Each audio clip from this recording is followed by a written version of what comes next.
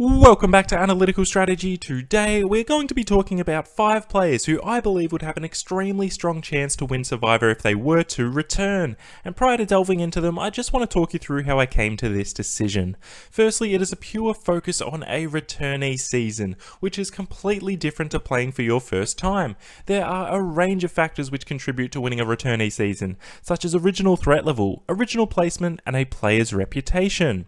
Firstly, I want to take you through all winners from returnee seasons, and you will see some absolutely huge names in this list. But as I go through it, I want you to specifically think about each of these players and how they performed in their first season, as well as their threat level and reputation at the time.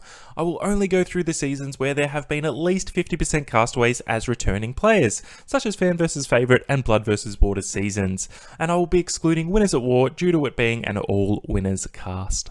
Okay, so the very first returnee season was Survivor All-Stars, and the winner of that season was obviously Amber. Her original placement within Survivor the Australian Outback was 6th place. She also was greatly assisted via Boston Rob, and his original placement within Survivor McKanas was 10th.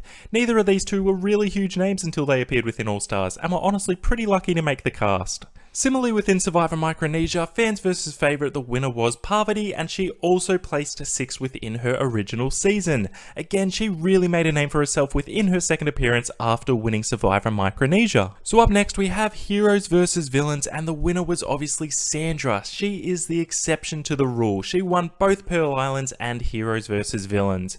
But Heroes vs Villains really changed the perception that all winners really need to be taken seriously.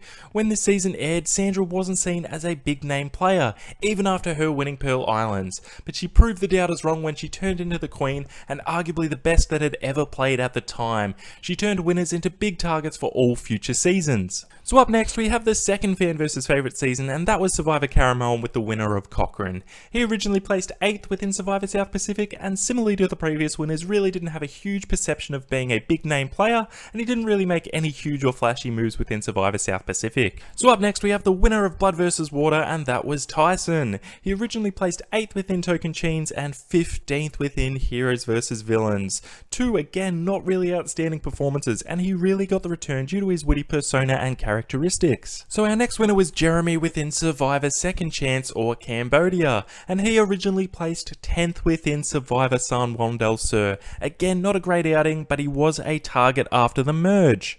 And finally, the winner of Game Changers was Sarah, who originally placed 11th within Survivor Cagayan, and again really wasn't a huge name player within this season until she returned and won Game Changers. So as we can see here, there are some absolutely huge names, phenomenal winners, and some of the best players we have ever seen play the game. However, they were not widely regarded as big name players prior to winning when they returned to the game. Returnee seasons are completely different to newbie seasons, as everyone has seen you play before and you already have a reputation of how you play the game. Not only that, there is a good chance that you'll be playing with contestants you have played the game with before, which can either work for you or against you. Either way, it is a completely different game from playing the first time. Given there are reputations in Survivor, in returnee seasons, the contestants who have these big reputations are often targeted and will find it much more difficult to get to the end than some of the lesser known threats in the game.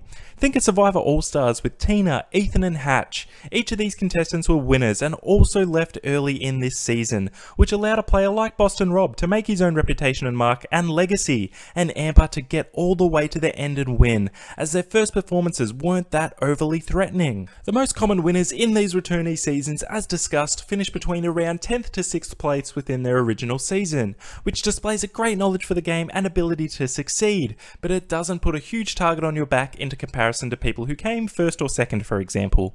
In addition, none of these players which won when they came back made any outrageously huge move within their initial season. Sarah, Jeremy, Tyson, Parvati and more all became who they were from their future seasons, and they weren't really in the conversation as a top tier player until then. Due to this, I've come up with 5 names who I believe would have a huge chance of winning if they ever got the chance to return.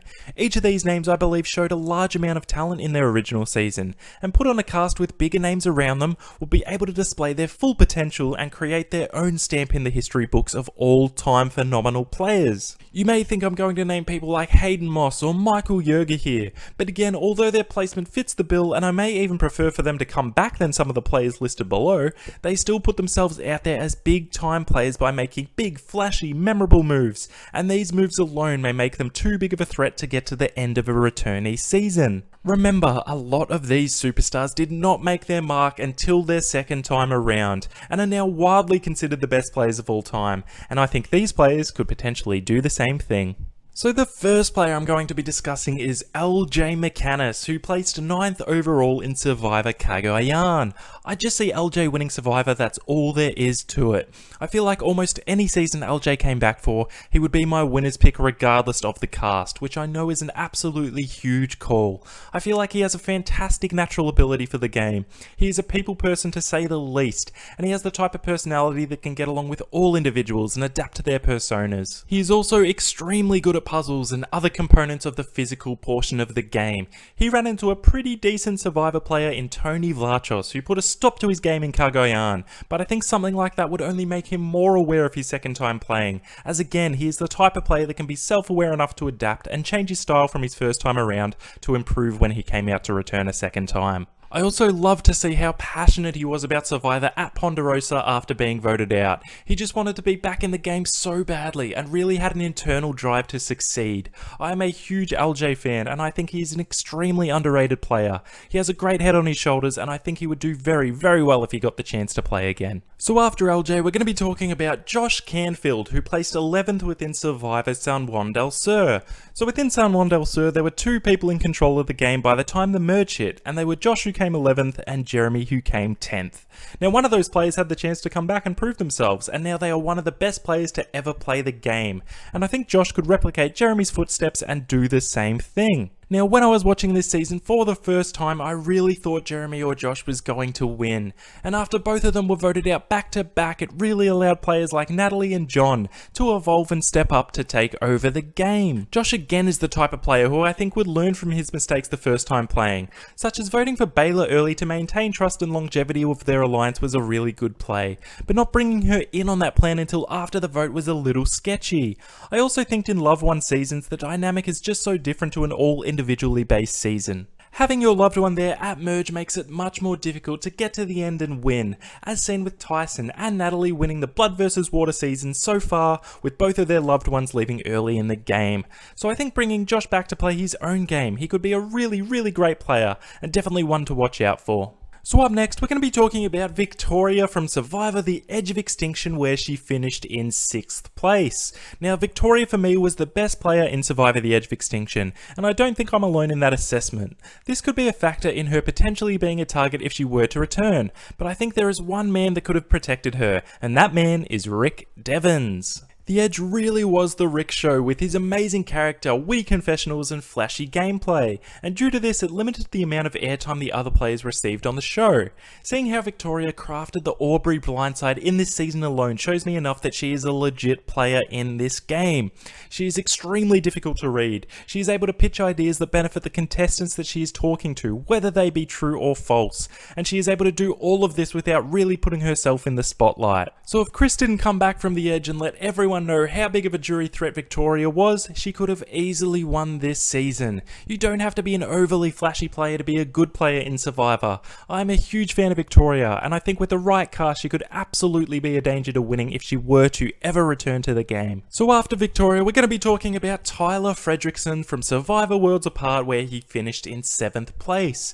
So you could basically tell just by looking at Tyler that he's an extremely intelligent guy with a lot of smarts for the game. He's the type of player everyone wanted to go to for an idea or to make a big move or wanted to pull into their alliance.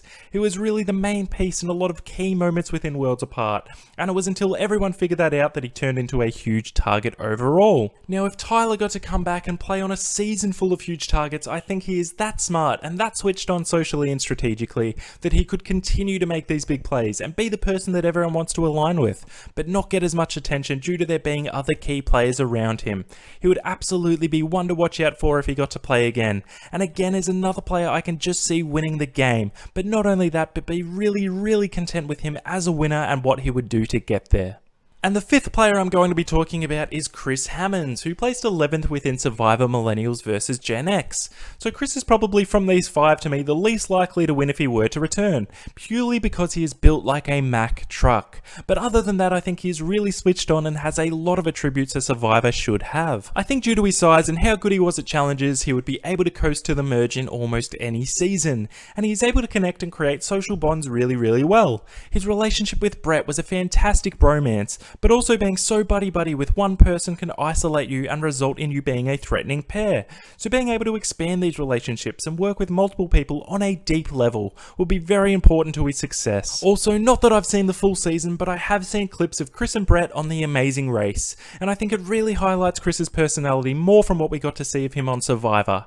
Seeing him on this and episodes of Rob as a podcast really adds to why I think he could be a great player. I think if Chris got another chance to play Survivor, really focused on the game and how you should play it to get to that final tribal council, if he were to get there, he would be able to pitch a remarkable case for himself and really be in the running for the winner of that season.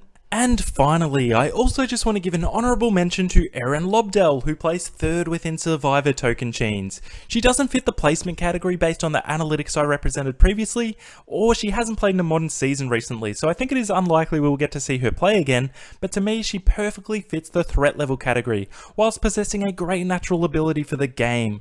Erin was the last standing Timbira. She made it to the final 3 over Taj. She played a key role in the Cochran Tyson blindsides and really excelled from the bottom for the whole season. She was under the radar then, she's still under the radar now, and therefore she would have a great chance to go deep again if she ever got the chance to return.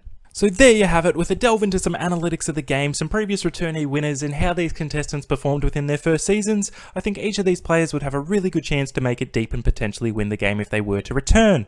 Based on this criteria, who do you think would have a good chance? Please let me know in the comments. Please like and subscribe if you are enjoying the content, with more videos coming very soon. This is Analytical Strategy and we are signing out once again. I'll see you on the next one. Bye for now.